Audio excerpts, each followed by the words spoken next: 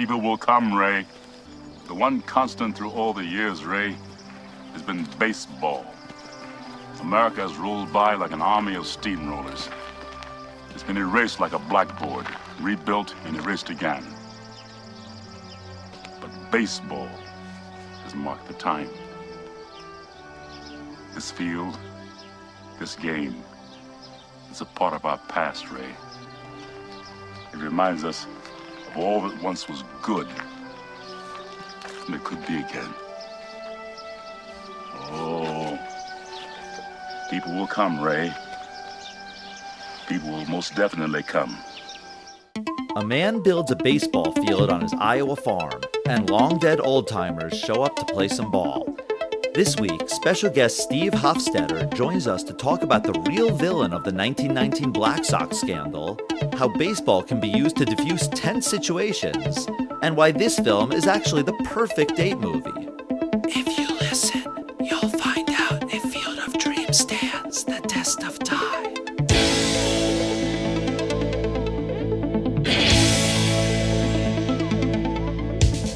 Test of time, James and Alan have their say. Do the movies you love still hold up today? James says gladiator with the glove, and Alan says as a father blah blah. It's the test of time, James and Alan have their say. Do the movies you love still hold up today? Test of time, James and Alan have their say. Do the movies you love still hold up today?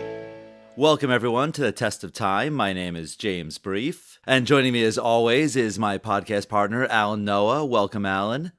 Thank you, James. And I am going to welcome a third member today. We've got a very special guest. We've got Steve Hofstetter joining us. You may know him as a comedian, author, and just all-around very funny human being. Steve, thank you for joining us today. My pleasure. Thanks for having me. Of course, of course. And Steve, I saw you recently did a live show online, and being a stand-up comedian, the nature of your business is doing things in front of a crowd. So what's that like in your field during the pandemic, and what else have you been up to lately? Well, Ben Glebe and I co-created Nowhere Comedy, which is a digital comedy venue, and it is different than performing on a stage in front of a crowd. But it's still performing in front of a crowd because we can see and hear everybody. You know, we've created it in a way that there still is interaction, there still is that energy, because stand-up comedy is a conversation of energy. It is not a monologue. And if you don't have that energy coming from the other side, it's abysmal. You know, I don't know if you've been watching any of the late-night shows who aren't doing audience, but it's a little crazy to me that they haven't figured out how to pump in some digital audience, because laughter doesn't tell the audience when something's funny. Laughter tells the performer when something worked, and that's an important gauge. So I've been doing a lot of shows at Nowhere. I do a weekly there as well as some additional stuff, and that's what I've been doing during the pandemic.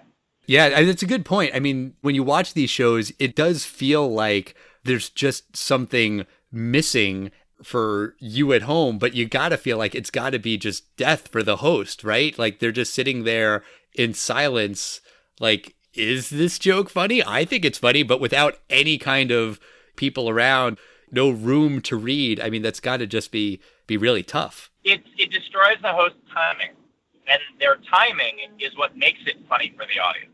I was just listening to something that Chris Rock said, and he was talking about how these small clubs that comedians do, you guys are practicing your craft, and you're finding out what works and what doesn't. Because what works in your head, I'm sure it may be funny, maybe not, but when you test it out, you find out, this works better than I thought, or maybe I got to tweak this one. And it's such an interesting thing that you guys got to change your entire craft and adjust it like you've been doing. So kudos to you for finding a way to continue during the pandemic. I appreciate that. I just see digital venues as a different type of venue. Your timing is different in a bar than it is in a theater, than it is in a club, than it is at a college, than it is at a corporate. So why wouldn't your timing just be a little different at a digital show also? And if anything, it's actually, I think, made me a better comic because you could see your face on screen, and so it made me realize how much more I could have been doing with facial expressions and with emotion. Oh, that's really interesting. So, Steve, when we were emailing back and forth about having you on the show, you mentioned that Field of Dreams was one of these movies that you know backwards and forwards. So how many times do you think you've seen this movie, like total in your life? I've probably seen Field of Dreams maybe 2 dozen times. Wow. Look, Ferris Bueller's Day Off I could probably do a production of on my own. But Field of Dreams is one of those that I know it pretty well. It's been years, but I think I know it well enough that I could still talk about it pretty accurately. Did you start watching it like when you were a kid? What was the first time you saw it? My brother was talking about it. I think I was 8 when it came out. And my brother was old enough to have seen it. And I remember hearing about this whole "there are guests in my corn" and not understanding what it meant and etc. But I think I first saw it when I was in high school. And then when I was in college, my girlfriend at the time gifted me a copy of it. And then it was just something that not only did I watch over and over, but also one of my favorite books is Shoeless Joe by W.P. Kinsella. And that's the book the movie is based on. In fact, that's why the character's name is Ray Kinsella. Right. And just from a test of time perspective, when you were gifted the movie, are we talking VHS or DVD? VHS. We're talking about fall 97, spring 98. Gotcha. So you've read the book and seen the movie. I have done a little research just, like on Wikipedia today about the book. James, did you ever read that book? No, I didn't. And I know this is the year that another film called 8 Men Out came out. And it was another film about the so-called Black Sox. This was a World Series where one of the teams was basically paid off by, I assume it was like organized crime, I believe. And they basically threw the series. Arnold Rothstein. It was, it was Arnold Rothstein. And what a lot of people don't realize is that the true villain in this story was actually the owner of the White Sox. Because the reason that these guys were willing to throw the World Series, and, there's still no evidence that Shoeless Joe actually did it, but the reason that people like Eddie Sykott and, some of these other players were willing to do it was because the nickname of the Black Sox predates this scandal. It had nothing to do with the scandal. The nickname was because Charles Comiskey was so notoriously cheap and treated his players so poorly that they didn't even wash their uniforms. And so they were called the Black Sox because their uniforms were still dirty. Wow. Charles Comiskey was a son of a bitch. If you look back at the worst figures in baseball, he would be in my top 5 for sure. Interesting. Okay. All I know about the Black Sox scandal was really what I got from this movie. So Eddie Collins was one of the best players on the team, and the reason he wasn't in on the fix, Eddie Collins' nickname was College Boy, and they called him that as an insult. Because at the time, it was very rare for a baseball player to have gone to college. It still is, actually. And so he was called College Boy, and they didn't bring the scandal to him because they thought he would be too good for it. Huh. That's why he didn't get punished, and he's in the Hall of Fame. And then the other thing about Field of Dreams as the movie, there's actually a scene in the book that's not in the movie that is my favorite scene in the book. And there's a scene where they're at a diner, and someone tries to rob the diner, and he ends up talking baseball with the guy, and it kind of diffuses the situation. And it's such a cool scene to me because it not only, shows, as a big baseball fan, it shows kind of the power of that, but it also shows the power of finding something in common with someone you didn't think you had in common. And I think it's a really meaningful scene that they, unfortunately, chose to leave out of the movie. It's interesting because that scene would really tie in with the Terrence Mann, James Earl Jones character's monologue at the end. It's a shame they didn't put that in. That makes me think of City Slickers. There's like a whole point in that movie where they're talking about how baseball was a way for, I believe, Daniel Stern's character, like the way he connected with his father. Like, we didn't get along. I hated that bastard, but we could talk baseball. That sort of theme of using it as like a connection. I had it happen in my life once.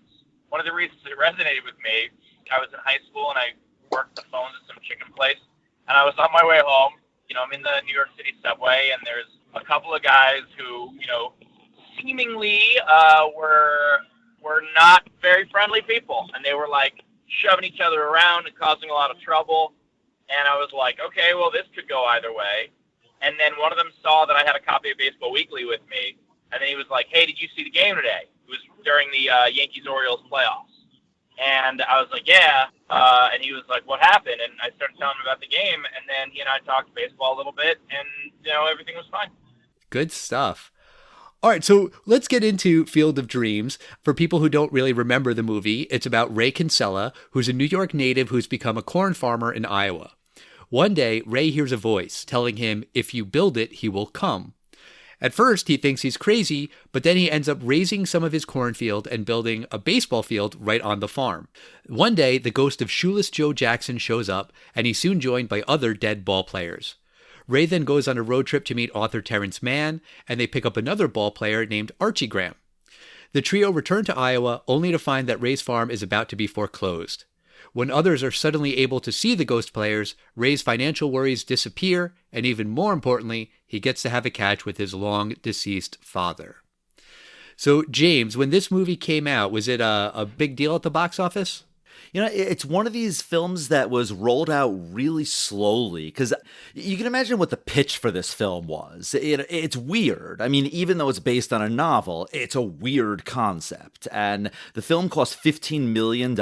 They wound up actually building a whole cornfield. And the film opened on only a couple theaters on April 21st, 1989.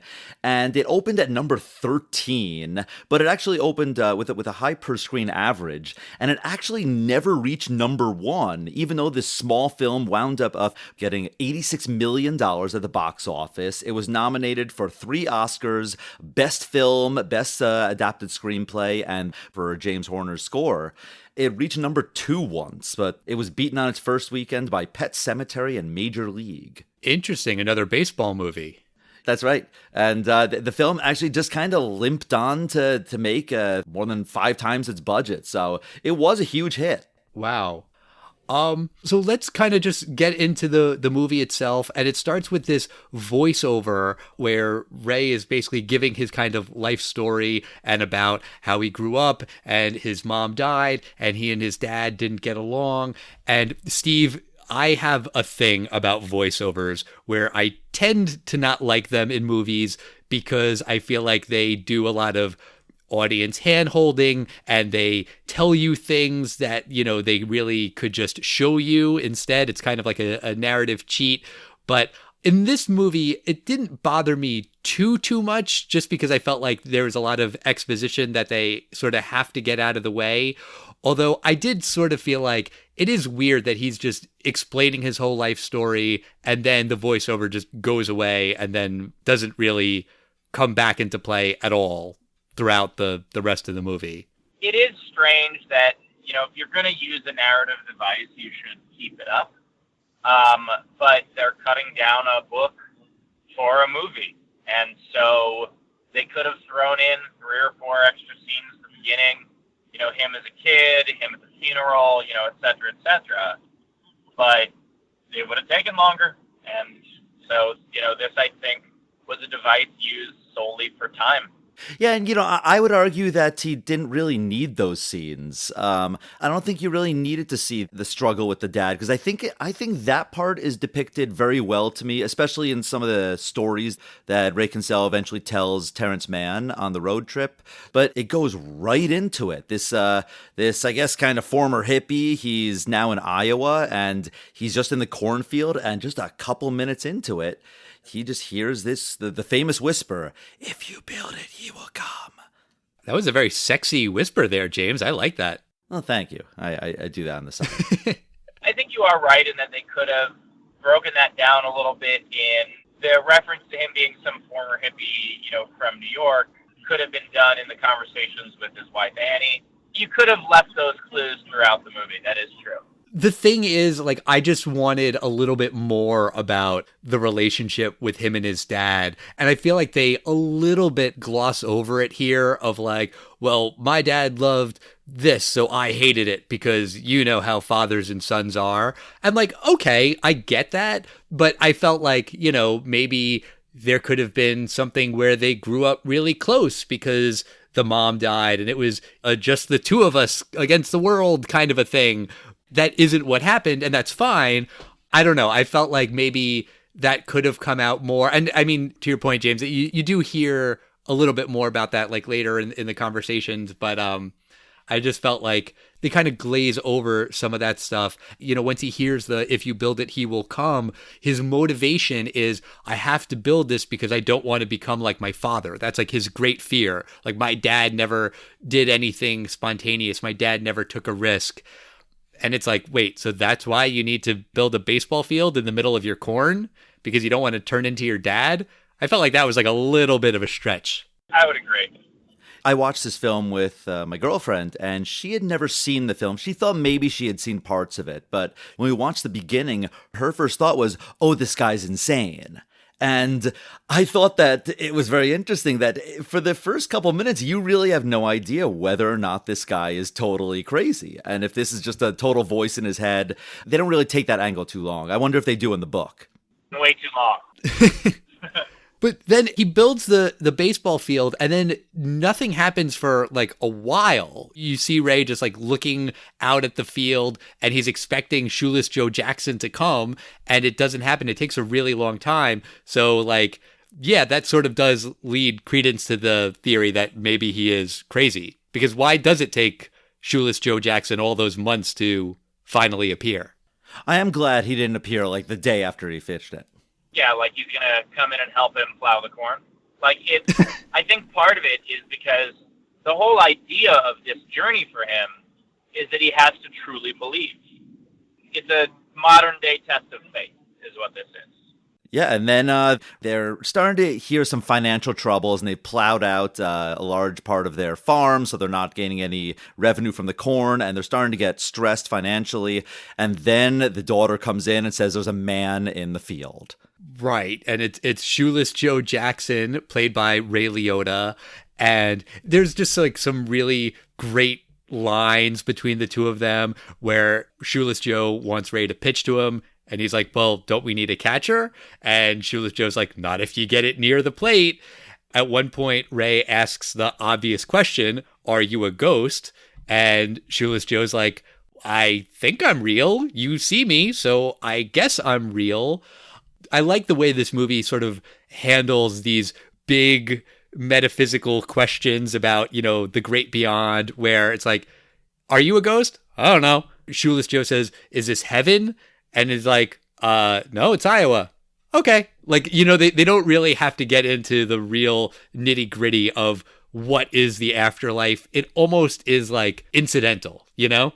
I absolutely agree. I think it would have been a huge mistake for them to go any deeper into this than they do. I think it's the exact amount that they should have talked about. I think it's pretty perfect. It's not religious. You know, it doesn't have any halos and people with wings. It's really done perfectly.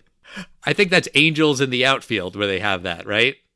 Right. The other baseball movie involving the afterlife. Right. I did just want to ask about like this financial trouble that they're in.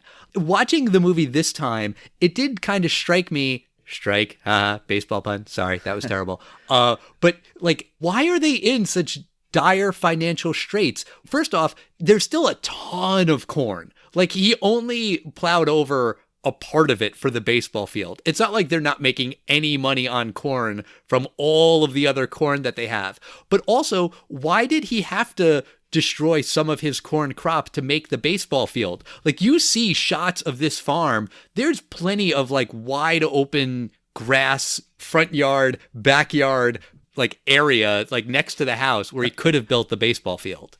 You know, he even could have done it adjacent to the corn so that the guys could still, you know, come in and out through the corn using it as their heaven gateway portal, whatever thing. But now they're totally bankrupt, even though there's way more corn besides this one area that he did destroy. You know, like, why are they so broke from this baseball field? Weren't they already in financial trouble before he did it? Yeah, it kind of sounds like they made a bad financial decision and they just kind of bought a farm on a whim, and, you know, maybe they had the down payment, but I don't think they really took a look at those monthly payments and the upkeep of a, 50-acre farm. But, his gamble does pay off. And for a while, he's watching ball with Shoeless Joe. And then eventually a couple other ball players come out, the rest of the 8 members of the so-called Black Sox. And things are going kind of normally for a while until one day Ray is in the field and he hears another voice. And the voice says, "Ease his pain." It's not like the first time when he sees a vision of the baseball field. He has no idea what this voice means. Whose pain? How does he ease the pain? And he doesn't find this out until he goes to a PTA meeting. Right. There's this whole thing about a book banning movement in their town. It's specifically centered around this author, Terrence Mann, who is a fictional author. I read that in the actual book that the movie is based on, it's J.D. Salinger, the actual real life author. But that apparently he was really pissed at the author for including him in this book, and he was a recluse and he wanted to be a recluse, which is kind of what Terrence Mann is in this movie, right? Sort of like life imitating art kind of a deal, or art imitating life. Yeah, J.D. Salinger was notoriously a recluse, and he, was included in the book, but it's not like they could get the rights to do that in the movie. Right. And I mean, it's fine because, now we get James Earl Jones, which is an improvement. And I think it's fair to say that, yeah, there are people who know about J.D. Salinger and Catcher in the Rye, but I don't think it would have enhanced the movie to have it be that guy. I don't think it really matters. But Ray figures out that Terrence Mann is the him in the ease his pain. So he goes to meet him in Boston and he kind of sort of kidnaps him quasi a little bit. Terrence Mann doesn't really want to have anything to do with who he considers, just a fan. At one point, he tries to get him out of his apartment with what I think is maybe a fumigator or a bug spray kind of a thing. Yeah. It's confrontational at first, but then Ray is able to convince Terrence Mann to go with him to a Red Sox game. And that's where the voice comes back. It says, "Go the distance." And on the scoreboard, there's a thing about Archie Graham. So Terrence and Ray figure that they have to go on this road trip from Boston to Minnesota to find this guy who only played in one game in his entire career. There was one quote that he says I want to bring up to Steve because I read your Twitter feed and I know your politics. And there's a great line when Ray and Terrence are first meeting, and Ray is trying to convince him that he's totally sane and please just come with me. And he goes, "I'm the least crazy guy I know." And I just love it. It's a very Trumpian line. Yeah, I think that there's a lot of fun lines in that. I like the idea of, he just has to get him to go to this game. Because not only will that, bring him back to the mindset of loving baseball, but also it's a chance to sit and talk to somebody for, I was about to say 3 hours, but American League, 4 hours. It's a nice little bonding moment, but, only kind of, because it's kind of also a kidnapping. We do see that for 2 hot dogs and 2 beers, it's $7. From a test of time perspective, that's kind of laughable. I mean, I don't think you could get 1 beer for $7 now at a ball game. Yeah. Oh, and yeah, at that 2 dogs, time, 2 beers. it was I can't believe it's $7. That's so much. Exactly. This scene with Terrence Mann taught me as a child about the idea of waning passions later in life, because I love when James Earl Jones screams, "How about this? Peace, love, dope." And he holds up his 2 fingers in the peace sign. And I got this idea of, wow, this guy must have been one of those passionate 1969 protesters. And today he's completely jaded and hates all these people. And he can't stand his fans. Or it seems like his fans they've gotten the wrong message from what he wrote. Yeah, I'm trying to remember at what point in the movie it is. I think it's when they're on their way to Minnesota. There was one line that always stuck out to me, which is "You have a passion, Ray. Misguided as it is still a passion." And the idea of, admiring someone who followed something through kind of always stuck with me. It is it's admirable in a way. And I think that is sort of why Terrence goes along with Ray, because whatever it is that he cares about it deeply. So I think that's why he is willing to go with him. Also probably because he's lonely and has been isolated in his Boston apartment for however many years without any interactions with any other real people. And also because it probably reminded him of how passionate he used to be. Exactly. They get to Minnesota. They are looking for this guy, Archie Graham, and they find out that he actually died a while ago. So it's like, oh, well, why did we come here?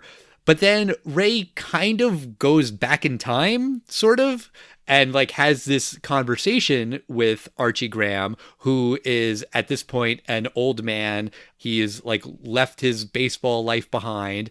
He's a doctor in the town. And Ray is like, okay, well, I think you need to come back with me to Iowa. And Graham's like, nope, I'm going to stay here. Not interested. Thank you very much. I've got my wife and my life and everything here. And Ray's very confused. But then the next day they're heading back to Iowa and they see a hitchhiker. And it turns out that it's Archie Graham, but this time as a young man. So he still is the same guy, but just at a different point in his life. Well, and it also brings the line in the movie that is my favorite line, which is when Archie introduces himself and he says, "My name's Archie, I play baseball." And the reason I love that line is because it's his identity. It's all he knows at the time. That's who he is. Here's my name, I play baseball. Oh yeah, and there's a part where Shoeless Joe, he eventually talks about his passion. I would have played for food money. I would have played for nothing. Baseball was their entire life. And speaking of it being their entire life, on this road trip, there's a fantastic part where Archie's sleeping in the back and Terrence and Ray are talking, and he's talking about his relationship with his father. He said, I said something to my father that was so horrible and that I left and I never saw him again until he died. And Terrence asked, what did you say that was so horrible? And he insulted his father's hero, Shoeless Joe Jackson. And he said, I could never admire a man whose hero was a criminal.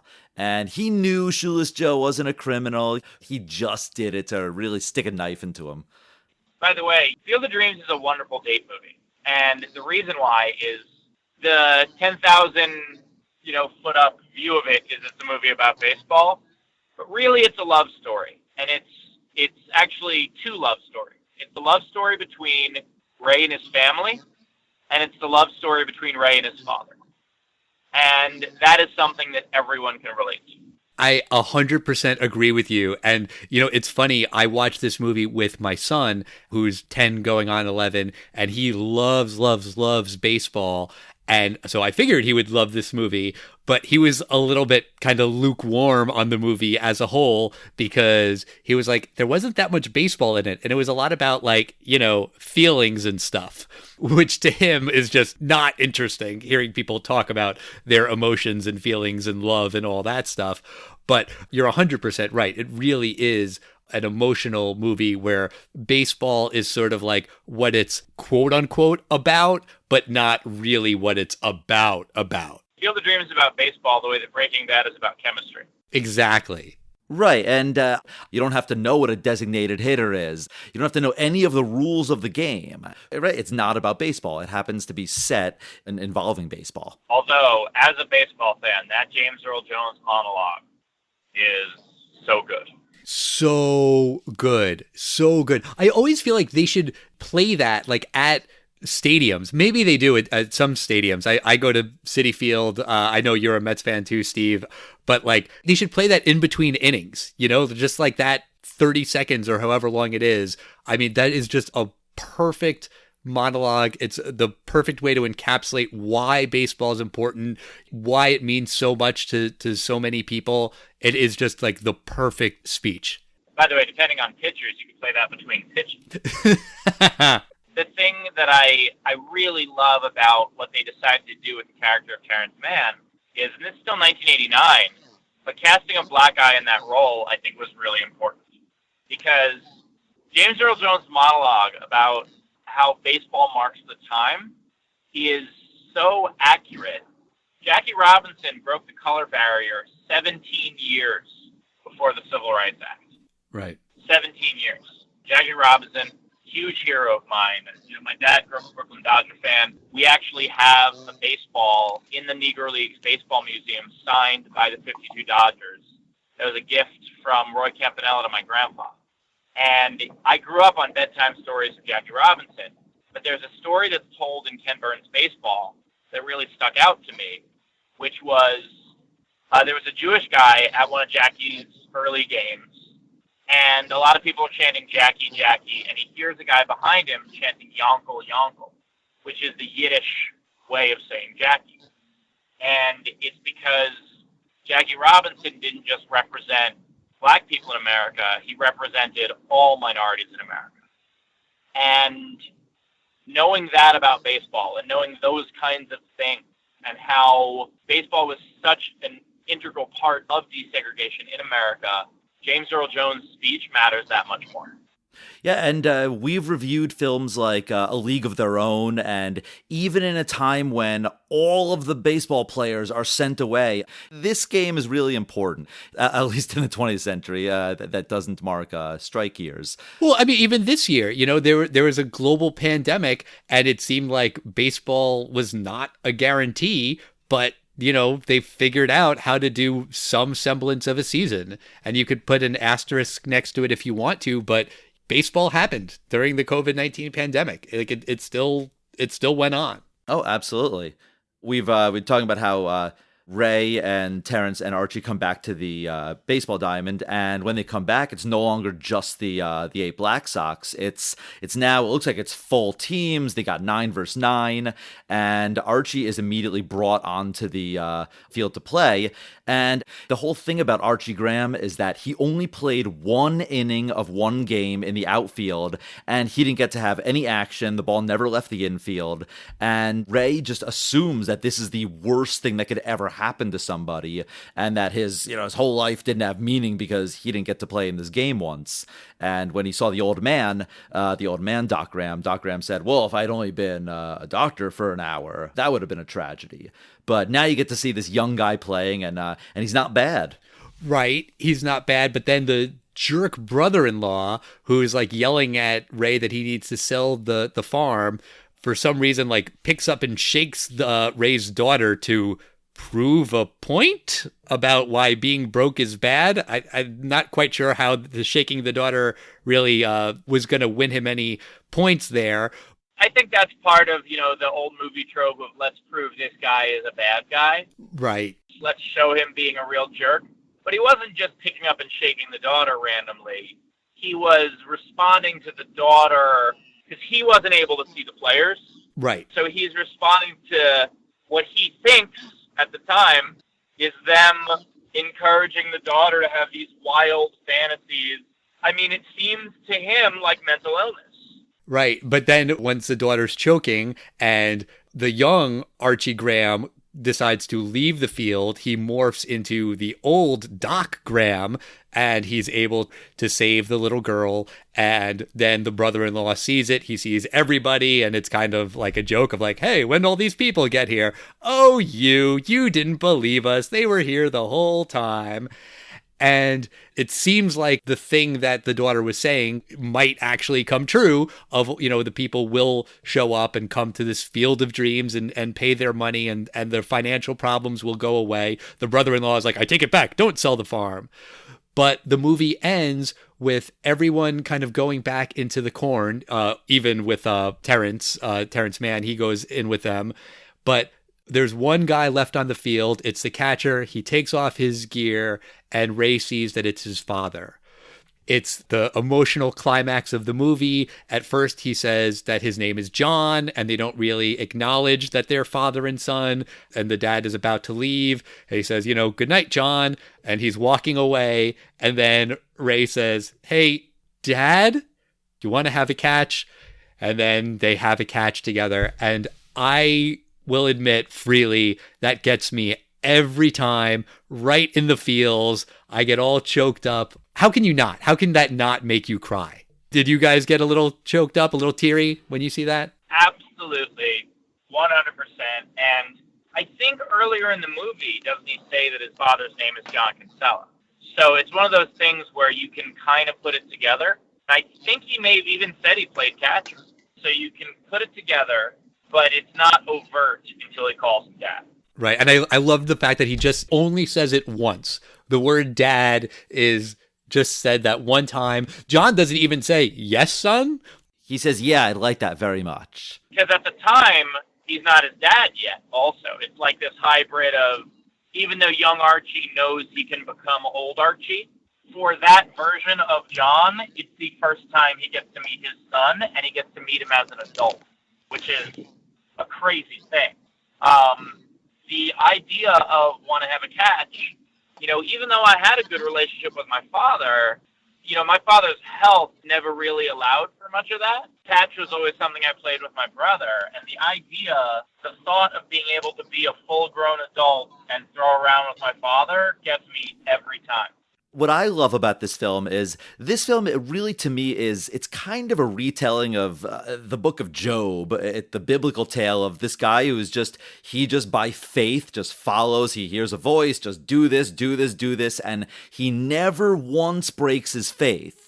And I love that Ray at the end, right before he meets his father, he breaks and he asks Shoeless Joe when Terrence is invited into the field, but not Ray. He's like, what's in it for me? Like, why did I do this? And there's that great line of like, wait, you did this for something? And he sheepishly realizes, he doesn't say it, but he realizes, okay, that was a bad question. And then Shoeless Joe's like, here's your reward. If you build it, he will come. And of course, it turns out, is not Shoeless Joe Jackson, but it's his dad. By the way, you making this religious ruins the movie for me, but I really also love that the entire movie, they did such a good job of you just being like, he is Shoeless Joe. If you build it, he will come. He came. What's the next thing? He's his pain. His is Moonlight Graham's. But it turns out that those were misdirections, and it was his father the entire time, and I think it's very hard to do a movie misdirection you can't see coming, and that is one you can't see coming. Right. You really think the moral of this story is that this is the redemption of this guy, Joe Jackson. But it turns out, no, it's the redemption of the father-son relationship of John and Ray Kinsella. Yeah. So I want to ask you, Steve, what does and maybe does not stand up about 1989's Field of Dreams? Well, I'd have to watch it again more recently to see if anything doesn't stand up. I think what stands up the most is the PTA scene.